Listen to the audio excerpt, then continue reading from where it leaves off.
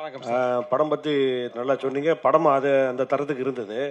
But இந்த வழக்கமாக Sathyaraj sir எல்லா படத்துக்குமே வந்துடுவார், சின்ன ரோலாக நடித்தாலும். இந்த படத்துக்கு அவர் வராதுக்கு என்ன காரணம்? இந்த சக்ஸஸ் மீட்டுக்கு நீங்கள் பேசும்போதும் அவரோட பேரை மென்ஷன் பண்ணால் முட்டிங்க, அது ஏன் அந்த மறந்தீங்க?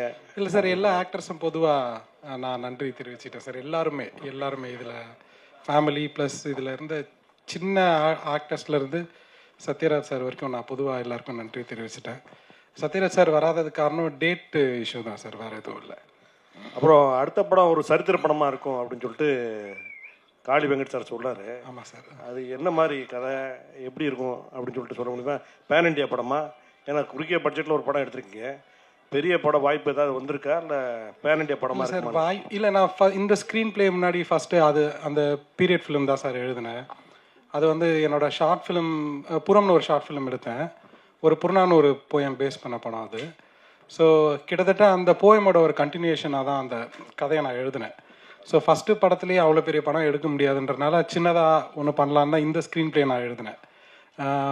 அது பேன் இண்டியான்னு எனக்கு தெரியல சார். அது ஆனால் ஒரு ப்ராப்பரான தமிழ் ஹிஸ்ட்ரி கதை. அதாவது சங்கம் லிட்ரேச்சரில் நம்ம படித்த குறிப்புகள்லாம் இருக்குல்ல, ஊர் இந்த மாதிரி இருந்தது, இந்த மாதிரி உணவு முறை இருந்தது, இந்த மாதிரி துணி போட்டாங்க, இலையில துணி கட்டிக்கிட்டாங்க.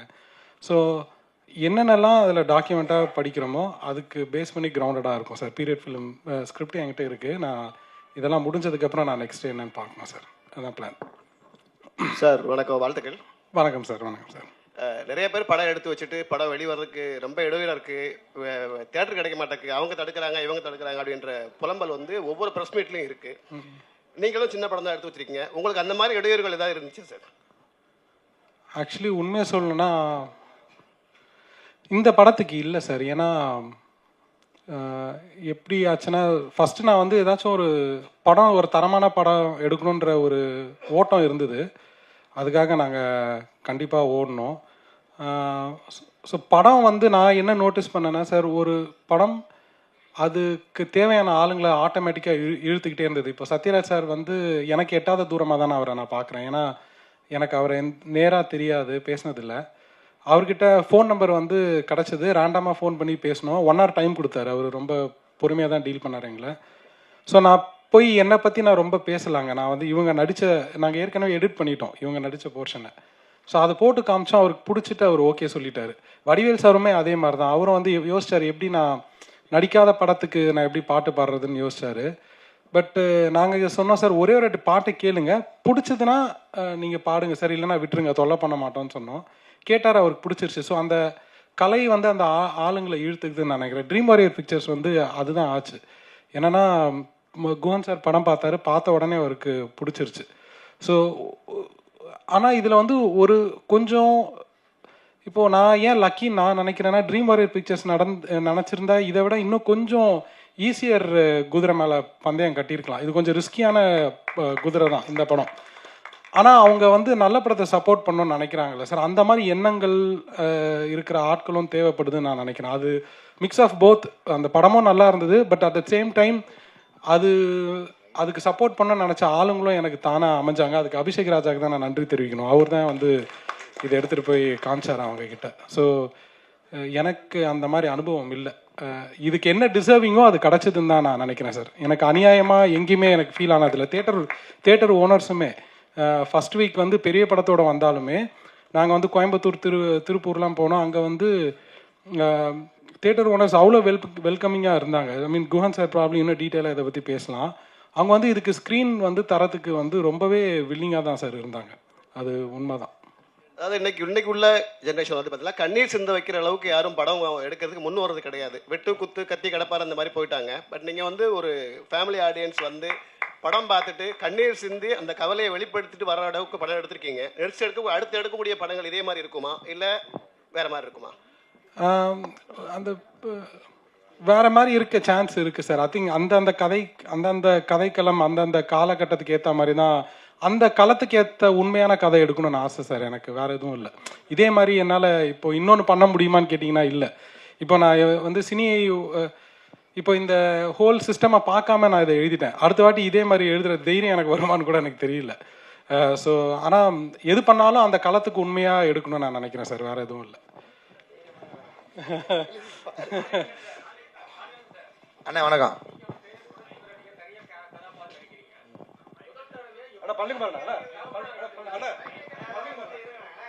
அண்ணா இந்த கேள்வியும் பதிவாயிருக்கட்டும், ஒரு தடவை இதில் கேட்டுருங்க. ஒன்றும் இல்லை, முதல் தடவையாக நீங்கள் ஒரு தகப்பனார் வேடத்துக்கு, ஒரு பையனுக்கு ஒரு குடும்பத்தில் தலைவனாக ஒரு தகப்பனார் வேடத்தில் நடிக்கிறீங்களா? இனிமேல் தகப்பனார் வேடம் நடிக்கலாமா? எப்படி உங்கள் கேரக்டர் எப்படி இருக்குன்னு நினைக்கிறீங்க?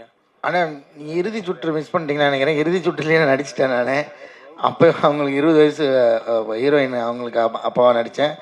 நான் அதான் நிறைய படம் அப்பாவாக நடிச்சிட்டேனே. அப்புறம் வந்து நம்ம அநீதியில் ஒரு கைண்ட் ஆஃப் அப்பாவாக இருக்கும், மெர்சலில் ஒரு பையனுக்கு அப்பாவாக நடித்தேன். இப்போ இதில் ஒரு விதமான அப்பாவாக இருக்குது. ஸோ எனக்கு ஆல்ரெடியே நான் நிறையா தான் அப்பா நடிச்சிட்டேன்னு நினைக்கிறேன். இதுக்கப்புறம் வந்துச்சுன்னா அந்த கேரக்டர் என்ன செய்யுதே அதுக்கான வெயிட் எப்படி இருக்குன்னு பார்த்துட்டு நடிக்கலாம். நான் ஒன்றும் தப்பு இல்லை. நன்றிண்ணே. வணக்கம் சார்.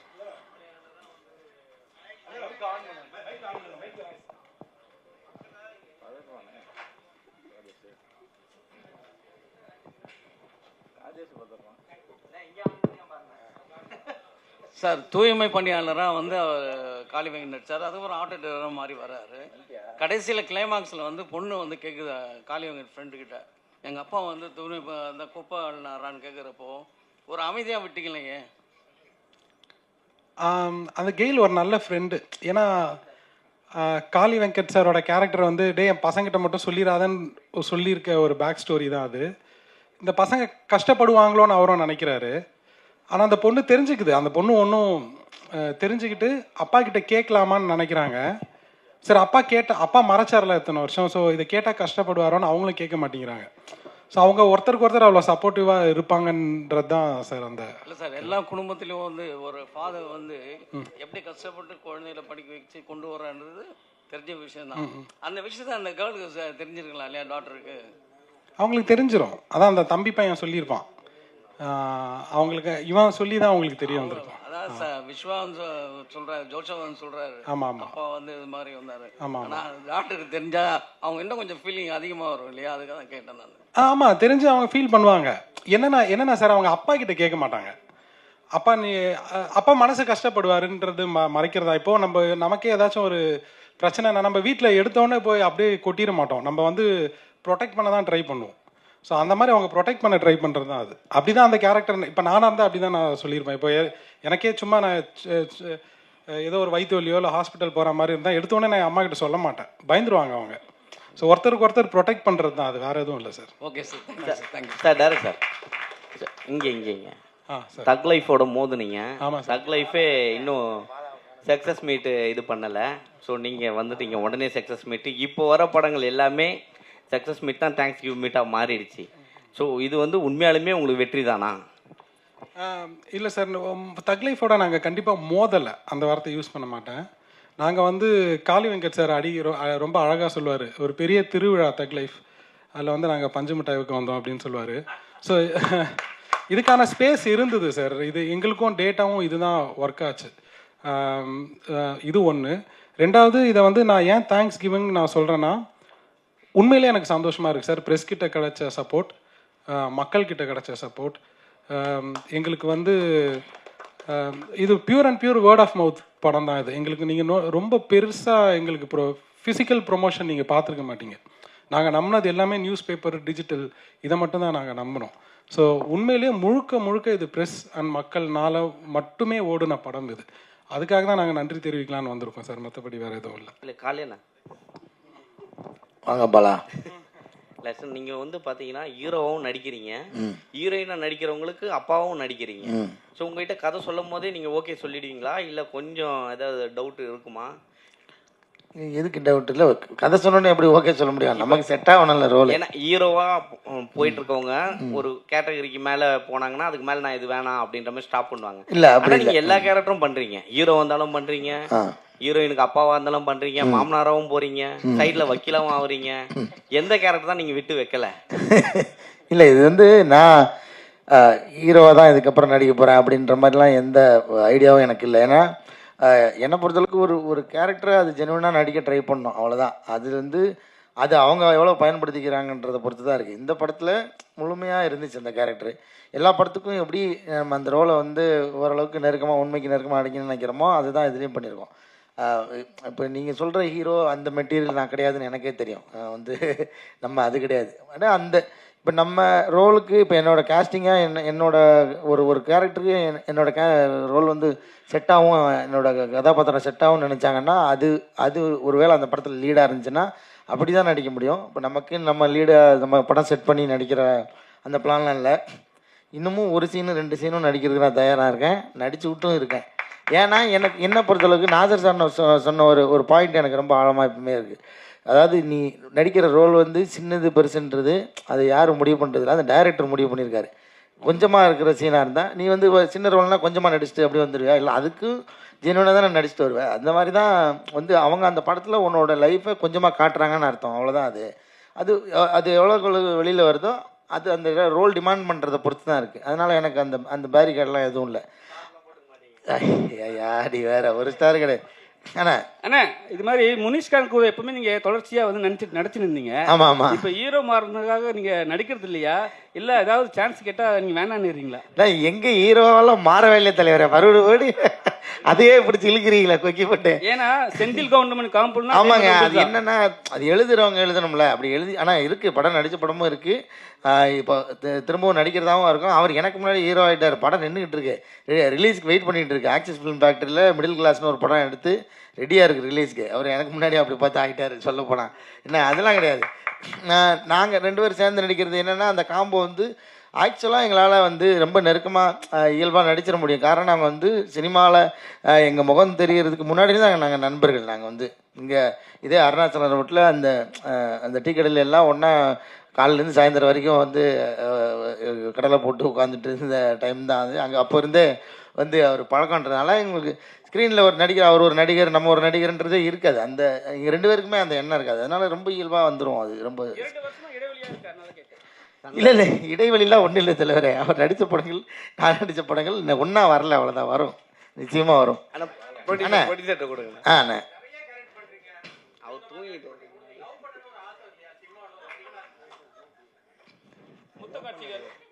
என்ன அருமையான சிந்தனை.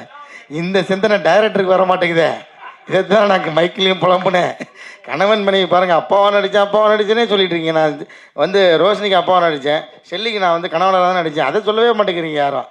அப்பா கேரக்டர் நடிச்சிங்களா, அப்பா கேரக்டர் அப்படி பார்த்தா கணவனாக தான் நடித்தேன், ஹஸ்பண்ட் கேரக்டர் தான் நடித்தேன், அதை சொல்ல மாட்டேங்க. காரணம் என்னன்னா இவர் அந்த மாதிரி சீன் வைக்கலைங்க. நான் என்ன பண்ணுறது, ஒரு அந்நியோன்யமாக கணவன் மனைவி இருக்கிற மாதிரி சீன் வச்சா தான் நடிக்க முடியும். நானும் எப்படி நடிக்க முடியும் சார்? டூயிண்ட் ஆர்டர் இல்லை. ஆனால் நீங்கள் சொன்ன மாதிரி நெருக்கமான காட்சிகள், ரொமான்ஸான காட்சிகள் நடிக்கணும்னு எனக்கு நிச்சயமாக ஆசை இருக்குது. ஏன்னா ஏன் சொல்கிறேன்னா, இப்போ ரொமான்ஸ் பண்ணிக்கிறதுக்காக கிடையாது, அது நம்ம வேணும்னா நம்ம வந்து அது விஷயம் கிடையாது. நான் என்ன சொல்கிறேன், ஸ்க்ரீனில் அந்த உணர்வை ப்ரெசென்ட் பண்ணுறது இருக்குல்ல, அது உண்மையிலுமே பயங்கர டஃப்பான ஜாப். இன்றைக்கி வரைக்கும் இருக்கிற பெரிய பெரிய ஸ்டார்லாம் பார்த்து நான் வந்து ஆடி போயிருக்கிற ஒரே விஷயம் அந்த ஒரு விஷயம் மட்டும்தான். எனக்கு இந்த ஃபைட்டு, இந்த பஞ்சு வசனம் அதெல்லாத்தையும் தாண்டி ஒரு விஷயம் மட்டும் நீங்கள் நல்லா ப்ராக்டிக்கலாக யோசிச்சு பாருங்கள். ஒரு ரொமான்ஸ்ன்றது 2 பேர் மட்டும் தனியாக பண்ணுறது, ஒரு 250 பேர் வச்சுக்கிட்டு நடுவில் ரொமான்ஸ் பண்ணுறது சாதாரண விஷயமே கிடையாது. நீங்கள் சொல்கிற மாதிரி அது ஆக்சுவலாக பெரிய தண்டனை. எல்லோரும் முன்னாடி உட்காந்துக்கிட்டு ரொமான்ஸ் பண்ணுற மாதிரி ஒரு தண்டனை எதுவுமே கிடையாது. அதை நான் இப்பயும் நான் பார்த்து எல்லா ஸ்டாரும் பார்த்து நான் பிரமிக்கிற ஒரு விஷயம் என்னென்னா, இத்தனை கூட்டத்துக்கு மத்தியில் எப்படிப்பா ரொமான்ஸ் பண்ணுறீங்க. ரொமான்ஸ்ன்றதே ஒரு தனிப்பட்ட முறையில் இருக்கும்போது வர்றதாச்சு. அதை கொண்டு வர்றதுக்கு அந்த உணர்வு அது உண்மையாலுமே பயங்கர சவாலான விஷயம். அந்த சவாலுக்கு நானும் தயாராக தான் இருக்கிறேன். ப்ரொடியூசர்கிட்ட கொடுங்க. ப்ரொடியூசர்கிட்ட தலைவங்கிட்ட கொடுங்க. இல்லை, சமீபத்தில் பார்த்தீங்கன்னா தலைவனே போயிட்டு ஒரு தனியார் சேனலில் பேசியிருந்தாங்க. சில படங்கள் வந்து விமர்சனம் பண்ணுறதுக்கு அமௌண்ட் கொடுத்து பண்ணுறாங்க அப்படின்னு சொல்லிட்டு. இது சின்ன படம், இது நியாயமாக வெற்றியாக கூட இருக்கலாம். பட் ஆனால் இந்த கருத்துக்கு என்ன சொல்கிறீங்க? இல்லை என்ன கொஸ்டின் கேட்குறீங்க? பெய்ட் ரிவ்யூஸ் இருக்கான்னு கேட்குறீங்களா? ஏன்னா இப்போ நம்ம படம் வச்சுங்க, நார்மலான ஒரு யதார்த்த கதை கொடுத்துருக்கீங்க. பட் ஆனால் வெளியே பேசும்போது இந்த மாதிரியான காசு கொடுத்து அவங்க ப்ரொமோஷன் பண்ணுறாங்க அப்படின்ற ஒரு டாக் போகுது இல்லை. ஸோ இதை பற்றி என்ன நினைக்கிறீங்க? இல்லை, ஆக்சுவலாக எனக்கு இந்த படத்தில் எங்கள் அனுபவம் நான் சொன்ன மாதிரி எப்படி ஆயிடுச்சுன்னா, ப்ரெஸ் சப்போர்ட் பயங்கரமாக கிடச்சிது ஃபர்ஸ்ட்லேருந்து. அதுக்கப்புறம் மக்களோட வேர்ட் ஆஃப் மவுத் தான் இருந்தது. டாப் ரிவ்யூயர்ஸ் ரிவ்யூ பண்ணலை. அது நான் ஒத்துக்கிறேன். ஆனால் ஏன் பண்ணலன்ற ரீசன் எனக்கு தெரியாது. இல்லைங்க, வேலை பார்க்குற இது நல்லா இருக்காதுல்ல, அது கரெக்டாக இருக்காது. ஆமாம் ஆமாம், இல்லை தப்பாக தெரியும். ஆனால் டிஸ்கஷன் பண்ணலான்னு நாங்கள் பிளான் பண்ணோம். ரோஷினி மேடம், லாஸ்ட் கேள்வி ஹீரோயின் கேட்கலாம்ல? சொல்லுங்க. இல்லை, கண்ணம்மாவில் பயங்கரமாக ஒரு ட்ரோல் ஆகினீங்க, நடந்து போயிட்டே இருந்தீங்க, சார்பட்டா அதில் நிறுத்துனாங்க, இப்போ திரும்பவும் ஸ்டார்ட் பண்ணியிருக்காங்க. புரியல எனக்கு என்ன. நீங்க கண்ணம்மால பேக் எடுத்துட்டு வெளியே போனீங்க தெரியுமா? அது ரோடோட காமிச்சு அது பயங்கரமா ஒரு ட்ரோல் ஆச்சுல. அதுக்கப்புறம் இது ட்ரோல் ஆயிட்டு இருக்கு, அதை பாத்தீங்களா? ட்ரோல் ஆயிட்டு இருக்கா? ஆமா, நீங்க போற மாதிரி. அப்படிங்களா? சந்தோஷம் தான். ஏன்னா நீங்க எடுக்கிற சூசிங்கான ஸ்டோரிஸா இது பண்ணிட்டு இருக்கீங்க. இப்போ அடுத்தடுத்து யார் கூட பண்ணிட்டு இருக்கீங்க? இப்போ அடுத்து வந்து விஜய் சேதுபதி சாரோட மூவில ஒன்று பண்ணியிருக்கேன், தலைவன் தலைவியில பண்ணியிருக்கேன். ஸோ அது அடுத்த மாதம், இன்னும் டேட் சொல்லல. ஸோ அதுவும் அடுத்து இருக்கு. இன்னும் நிறைய கதை கேட்டுட்டு இருக்கேன். ஸோ இந்த மாதிரி ஒரு பியூட்டிஃபுல்லான ஸ்டோரிக்கு வந்து அடுத்து வெயிட் பண்றேன். ஸோ